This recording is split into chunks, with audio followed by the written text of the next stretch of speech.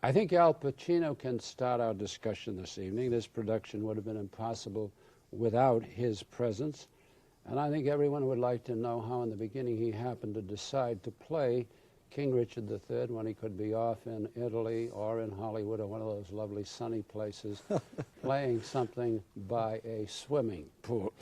Al, Well, first, how'd you happen to do it? I'm allergic to the sun. I, Well, I've always wanted to do Shakespeare, and I thought it was optional whether I did Richard or Hamlet or Iago in Othello.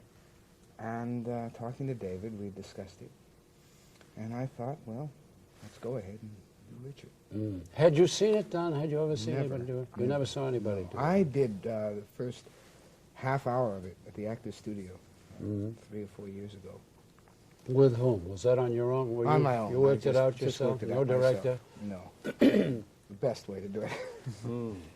What was your concept, David, when he said he would do it? You said Al Pacino in anything, and then from there on. What about the idea of the concept of doing it with an actor who hadn't done Shakespeare?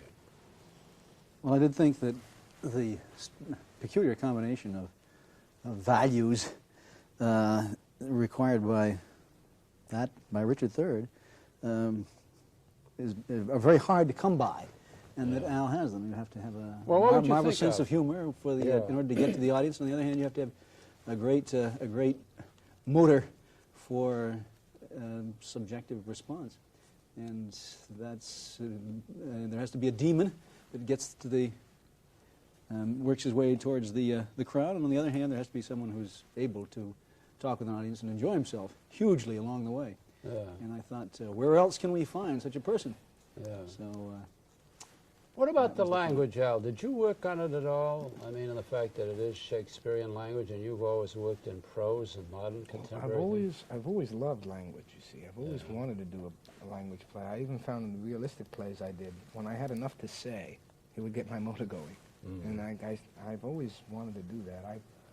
I remember years ago just going over soliloquies of Hamlet and Macbeth, and just doing them in my room or anywhere I could. When I did scenes in acting class, I would usually pick scenes that were from Shakespeare. I just love the word. I've always loved it. And I've never had an opportunity to do it professionally. But language is something I always felt can be helpful. A lot of actors feel that language is something you go to. I feel language serves you as an actor, and it can be very helpful. Are there passages in this that give you, that turn you on, stir you? What, for example? The opening soliloquy, the various soliloquies in the play. After Queen Anne, sure. You'll find that any time I have more than a paragraph to say, I get, whether it's right or wrong, it just sort of moves in on me, because I find, interestingly enough, how little we use words today, especially on my day off when I go into New York. Or I meet people. The mouths are very lazy. We don't talk. And this opportunity to talk and say these things, I think is just great.